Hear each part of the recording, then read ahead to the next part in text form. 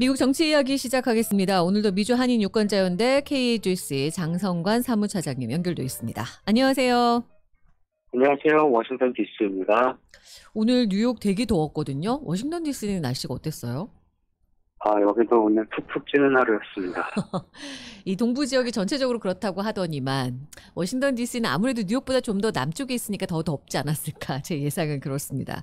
내일은 더 더워질 거라고 하니까 건강 조심하시고요. 오늘 해볼 얘기는 이 7월은 의회가 가장 바쁜 달이다.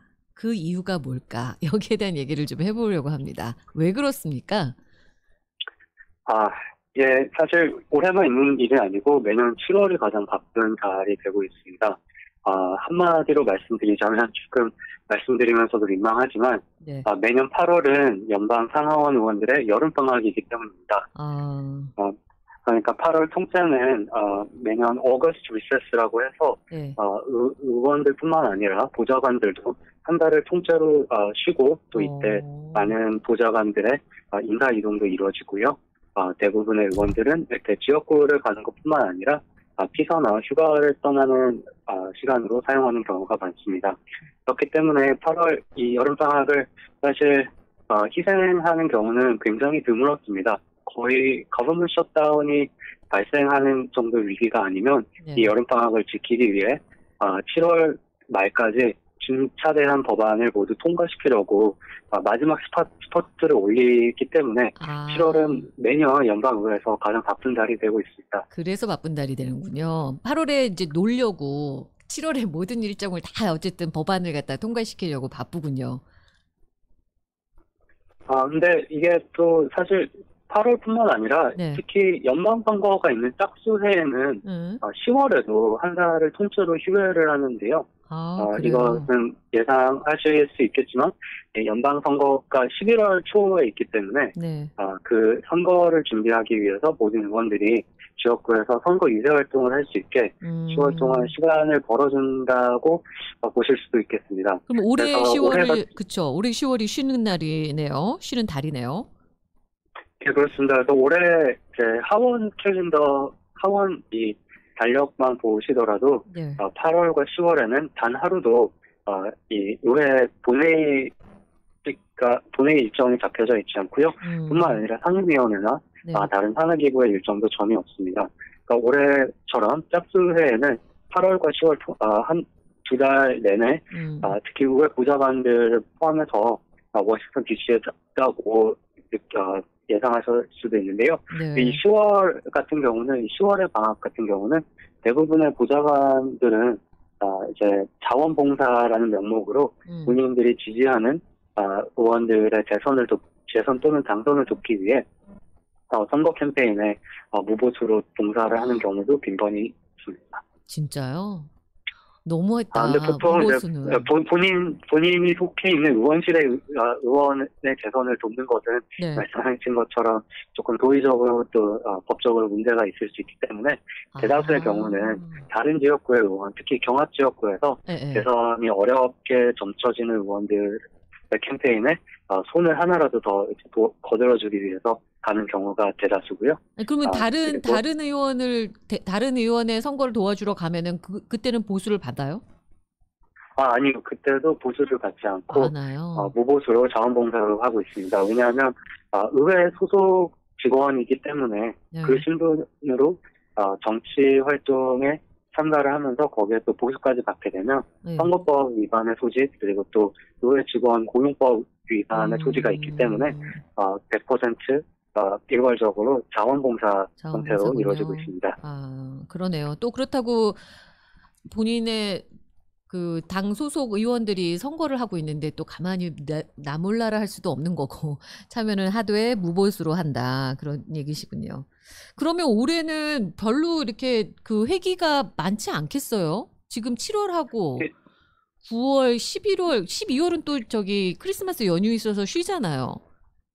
네, 그렇습니다. 그래서 크리스마스 연휴를 쉬고 또 땡스기빙 연휴를 쉬고 그렇죠. 9월에는 또 레이버데이 앞뒤로 쉬고 이렇게 하다 보면 너무 많이 쉰다. 사실 예, 지금 7월 이제 중순에서 말경으로 들어가고 있는데 네. 올해 사실 본회의 일정은 단 34일밖에 남지 어머, 않았습니다. 진짜요? 그렇기 때문에 예, 게다가 또 연방 선거가 11월 초에 있다 보니까 네. 선거 이후에 재선에 성공하지 못한 의원들 같은 경우에는 사실상 워싱턴 DC 사무실로 출근을 하더라도 의정 활동은 거의 하지 않고 정리하거나 이제 본인 보좌진의 감사의 표시를 표하는 정도의 시간을 대부분 쓰기 때문에 사실상 11월 선거 전까지만 시간이 남았다고 생각하실 수 있겠고요. 거기에 그렇군요. 말씀드린 것처럼 공휴일과 또 8월, 10월 통째로 빼고 나면 정말 며칠 남지 않은 달력이라고 할 수 있겠습니다. 그러네요. 그러면 지금 얼마 남지 않은 곧 7월, 지금 벌써 며칠이에요? 우리 19일인데 이제 열흘밖에 안 남았고 거기다 9월 레이벌데이 끝나면 그때 잠깐 요 정도만 지금 남은 상황이군요. 그리고 나면은 이제 이번 선거에서 떨어진 의원들은 짐 싸느냐고 연말 내내 바쁘시고 그렇지만 또 우리가 얼마 남지 않은 회기지만 요 회기 내에 통과시켜야 될 급박한 그런 법안들이 굉장히 많잖아요. 지금 어떤 어떤 법안들이 지금 논의가 되고 있나요, 의회에서는? 예, 일단 내년 9월 말이 회계연도가 끝나는 연방 정부의 회계연도가 끝나는 날이기 때문에 네. 연방 정부 예산안을 9월 31일 자정까지 통과해야 거버먼 셧다운을 피할 수 있습니다. 그렇지 않은 경우 예전 방송에서도 여러 번 다룬 적이 있지만 임시 예산안을 통해서 말하자면 쪽지시험 쪽대본처럼 그때그때 일시적으로 이어지는 방식을 취할 수밖에 없는데요. 그렇군요. 그런데 지금 네. 예산안을 심사한 것보다 그 전에 이제 양당에서 우선순위로 생각하는 현안들을 통과시키기 위한 움직임이 더 많이 보이고 있습니다. 아무래도 11월 초에 있는 중간선거 때 자기 당을 지지해달라고 호소할 수 있는 근거로 사용하고 싶어서 네. 그렇다고 해석을 할 수 있겠는데요. 지금 지난 일주일 동안만 해도 굉장히 많은 일이 일어났습니다. 그래서 크게 두 가지 갈래로 나눠서 설명을 드리자면요. 네. 일단 먼저 소개해드리고 싶은 법안은 이 줄임말로 유시카라고 합니다. 유시카. 풀어서 말하자면 대중국 경쟁력 강화 법안인데요. 근데 이 법안에 대해서는 아마 연초부터 많은 매체를 통해서 들어보셨을 건데요. 아무래도 중국의 급성장하는 경제 그리고 또 특히 반도체 수급 풍기 현상을 타개하기 위해서 미국의 반도체 및 고급 전자전기 기술의 생산 능력을 증강시키기 위해서 네. 투자와 연구에 지원하는 내용의 법안입니다. 그래서 이 법안만큼은 그래도 초당적인 이 지지가 충분히 이루어졌고 또 일각에서는 이번 회기에 중요한 법안이 아무것도 통과가 되지 않더라도 이것 하나는 될 거다라고 생각하는 게 사실 대다수의 생각이었는데요. 근데 이 법안은 지난 7월 4일 독립기념일 전까지 표결을 하거나 아니면 최소 합의를 도출한다는 것이 당초 목표였습니다만 지금까지도 합의에 아직 도달하지 못한 상황입니다. 어머, 그래서 왜 그렇죠? 아무래도 이 법안이 너무 커져 버렸고 또 많은 사람들이 필수적으로 통과할 것이라고 예상을 하기 때문에 여러 의원들이 본인들의 개인적인 현안을 여기에 조항으로 추가를 하는 경우가 많았고요. 그래서 하원에서 통과된 법안 같은 경우에는 이런 식으로 추가된 조항만 해도 500건이 넘었습니다. 진짜요? 예, 그래서 지금 현재는 이제 상원에서도 상원의 버전으로 통과가 되었고 하원에서도 하원의 버전으로 통과가 되어서 네네. 양원협의체라는 일시적인 이 의원들의 협의 기구를 구성해서 협상을 한 3개월 동안 지금 이어가고 있는데요. 사실 아직까지 마무리 단계가 보이지는 않는 상황이고요. 그러면 그 안에 그 500개라는 거, 예를 들면 500개라든가 그 외에 붙은 법안들 중에 아직까지도 당 측이 서로 합의가 안 된 것 때문에 지금 이 유시카가 통과되지 않고 있다, 이런 얘기예요? 예, 그렇다고 볼 수 있겠습니다. 왜냐하면 이렇게 너무 추가가 된 추가 조항을 어떤 것은 드러내고 어떤 것은 수용할 것인가 이런 논의도 있지만, 근데 사실 더 중요한 것은 이 법안의 그 가장 중요한 기반이라고 할 수 있는 반도체 수급 증강에 대한 것도 얼만큼의 규모의 투자 금액을 누구에게 또 얼마나 긴 기간 동안 투자할 것인가라는 것에서도 이견이 지금 공화민주뿐만 아니라 상원과 하원 사이에 존재하기 때문에 점점 지체되는 모습입니다. 그러니까 어쨌든 그렇지만 7월 안으로는 통과가 될 거다 그런 얘기인 거죠. 그렇지만 그거 지금 아직 그것도 몰라요? 그것도 사실 말씀을 드리기 어려운 게 최근에 또 변화구가 하나 더 변수가 또 발생을 했습니다. 무엇이냐면 이 예산 특별 조정안, 리컨실리에이션이라고 또 올해 내내 뉴스를 장식한 키워드인데요. 상원 민주당 지도부에서 이 리컨실리에이션 법안을 발의를 했는데요.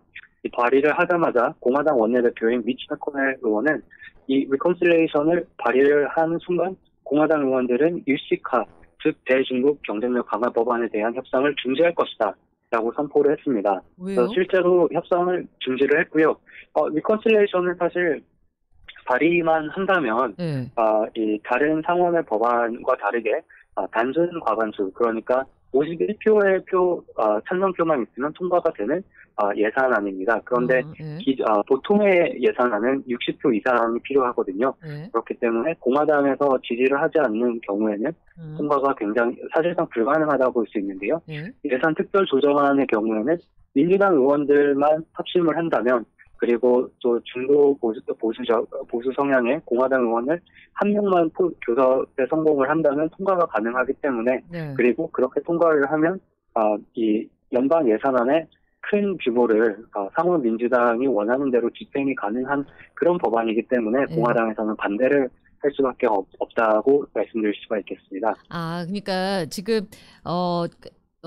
이게 상원에서 민주당 의원들만으로도 이 예산 특별 조정안이 얼마든지 통과가 가능한데, 문제는 그러니까 요거를 만약에 이제 이거를 상원 공화당 의원들이 이거를 만약에 민주당 단독으로 통과를 시켜버리면 우리는 유시카 합의 안 해줄 거야, 이렇게 지금 한다는 거죠. 예, 그렇습니다. 그 두 가지 법안이 그런 식으로 연결이 어떻게 되어버렸는데요. 그래서 지금 현재 사실 유시카에 대해서도 그렇고 예산 특별 조정안에 대해서도 대치 교착 상태가 이어지고 있는 상황입니다. 그래요? 그 공화당 의원들이 예산 특별 조정안에 대해서 반대하는 이유는 뭐예요? 아무래도 가장 큰, 적어도 표면적인 이유는 공화당 의원들의 상의나 논의 없이 이것을 민주당 측에서 일방적으로 만들었기 때문에 거기에 대해서 반대를 하는 것이고요. 그리고 또 이렇게 만약에 공화당 의원들이 이 예산 특별 조정안의 수정에 있어서 참여를 하게 되더라도 이런 식으로 반대를 강경한 입장을 보여야 아무래도 더 큰 지렛대를 사용해서 국민들이 원하는 방향으로 이 예산 집행안을 수정할 수 있다는 판단으로 생각됩니다. 그냥 우선은 뭔가 딜할 만한 뭔가를 들고 있고 싶어 하는 거군요. 근데 지금 바이든 대통령 입장에서는 기후 위기 대응 관련한 그 예산안이 통과가 안 되는 거에 대해서 굉장히 심각하게 보고 그래서 비상사태를 선포할 수도 있다, 이런 오늘 기사도 나오던데, 이거 그래서 급한 거 아니에요, 민주당 측에서는 지금? 예, 맞습니다. 그리고 또 민주당 측에서는 이번 회기가 작년 1월 초에 시작할 때부터 이런 법안을 무조건 통과시키겠다고 천명한 적도 있고요. 또 바이든 대통령도 취임하기 전에 당선 후에도 중국을 상대로 경제적 그리고 또 안보에 있어서 미국의 경쟁력을 큰 차이를 벌려놓겠다라고 천명한 상태이기 때문에 거기에 뒷받침할 행동이 따라와야 되는데 이런 상태에 전전긍긍하고 있을 수밖에 없습니다. 그래서 지난주 같은 경우에는 바이든 행정부의 상무장관과 국방장관이 공동 명의로 의회에 공개 서한을 보냈습니다.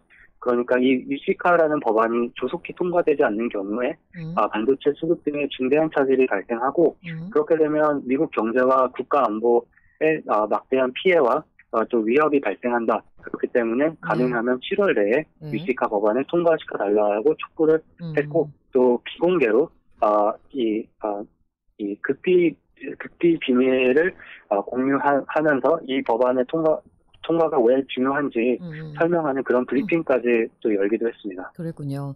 아, 그런 생각이 드네요. 이거를 유시카를 통과시켜주면 공화당 입장에서는 이게 지금 중간선거 앞두고 민주당 좋은 일 시키는 거잖아요. 이게 대대적인 사회 인프라에 투자하는 예산안이기 때문에 민주당으로서는 뭔가 성과를 내고 싶었기 때문에 이게 빨리 통과시키기를 바라는 걸 테고, 공화당 쪽에서는 그렇게 급할 일이 없는 거라 이게 지금 계류 중이군요. 그래서 알겠습니다. 네, 그런 속성도 분명한 것 같습니다. 그런 것 같습니다. 제가 보기에는 우리가 시간이 많지가 않은데요. 한 3분밖에 안 남았는데 그 임시 중지권 보장 법안 관련해서 그 오늘이에요.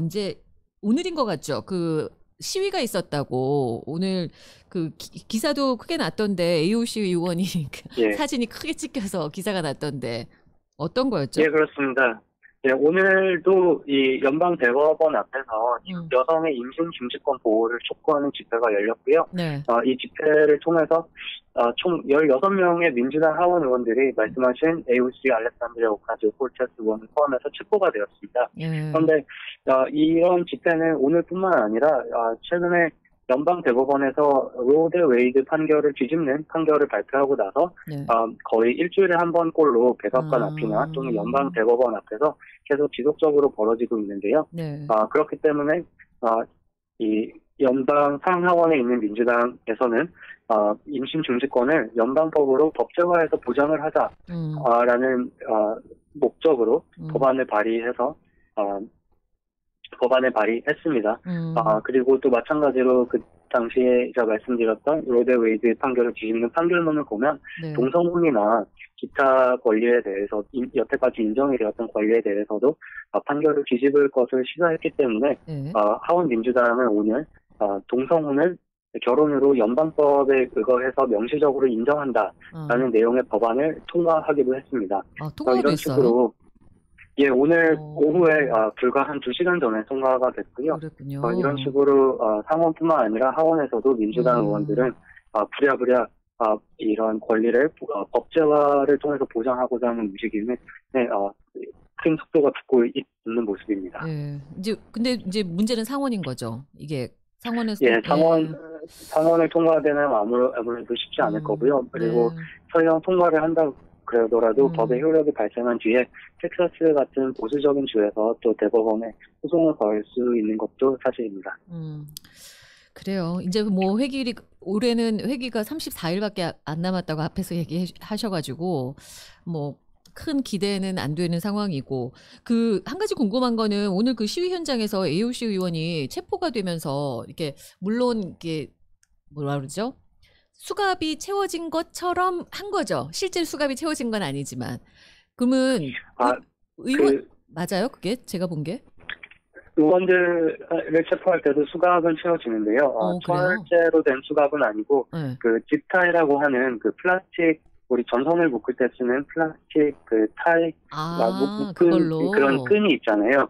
네, 그런 것으로 느슨하게 양팔을 묶는 것은 사실입니다. 그런데 이제 이 의회 경찰서에 도착을 하면 풀어주고 또 의원이기 때문에 바로 나가는 거죠. 거기서 간단한 조사만 받고 보통은 풀어지는 것으로 알고 있습니다. 그렇군요. AOC 의원이 그 팔을 뒤쪽으로 묶인 상태에서 환하게 웃는 사진이 오늘 나왔더라고요. 그래서 이건 뭔가 제가 궁금해서 한번 여쭤봤습니다.